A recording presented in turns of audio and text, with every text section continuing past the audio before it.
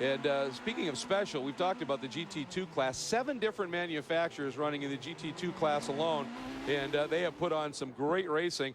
And taking a look at a few of the competitors back here as we watch the number 4 GT1 Corvette making its way around, you can see the struggle it has passing that number 28 LG Motorsports, LG Pro Long Tube Headers Corvette.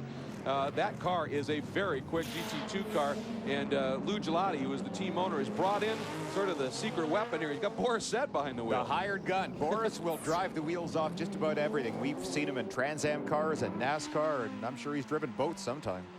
This has been sort of an exploratory season for this team in a couple of ways, and one of them is with tires. They ran a different manufacturer at St. Pete for the tires. This week they're running Yokohama's, and it's just doing some comparison in that and trying to find out what's working best. So right now, Boris Said, one is fast, but he's also providing great feedback for this team. Yeah, I'm sure his experience is just invaluable. Oh, no, I didn't. Oh, boy, I saw that 90. coming.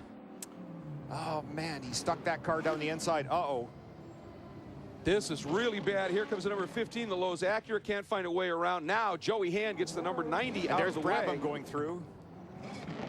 Brabs goes through, and that car, Joey Hand, was 4th at the time of that incident and had run as high as 2nd.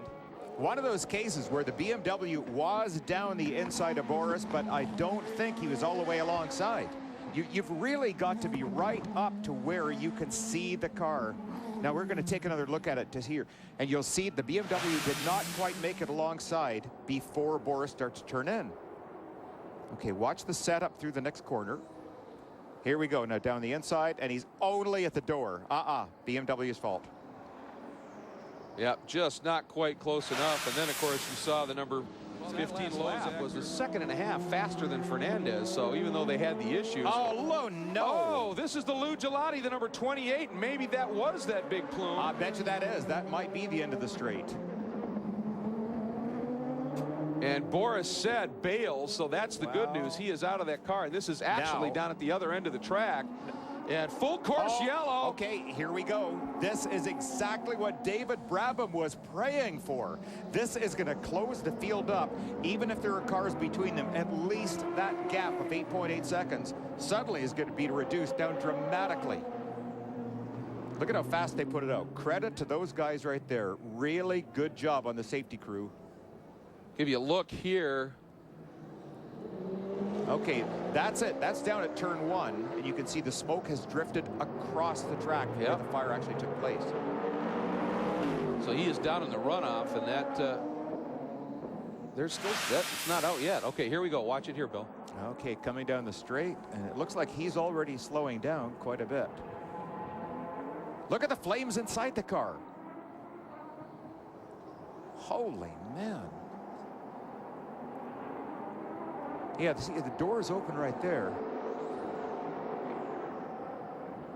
Watch, there now, it is. I bet you he has triggered the onboard fire system right there. A lot of what was inside the car right there just disappeared, so he must have tripled. But holding his helmet. It is obviously just picked up the first car that came along to try and make sure that they got everything stopped down in there.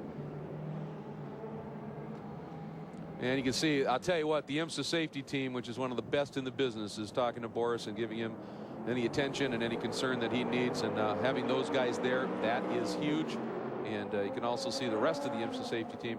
Boy, these guys do an incredible job.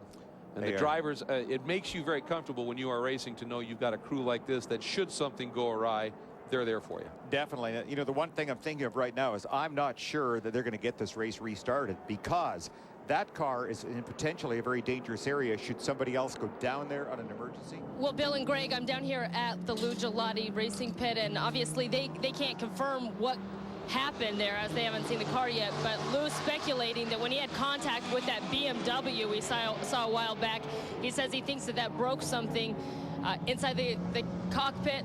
Then they had smoke in there and obviously just caught fire, but he thinks that it may have something to do with that contact earlier with the BMW.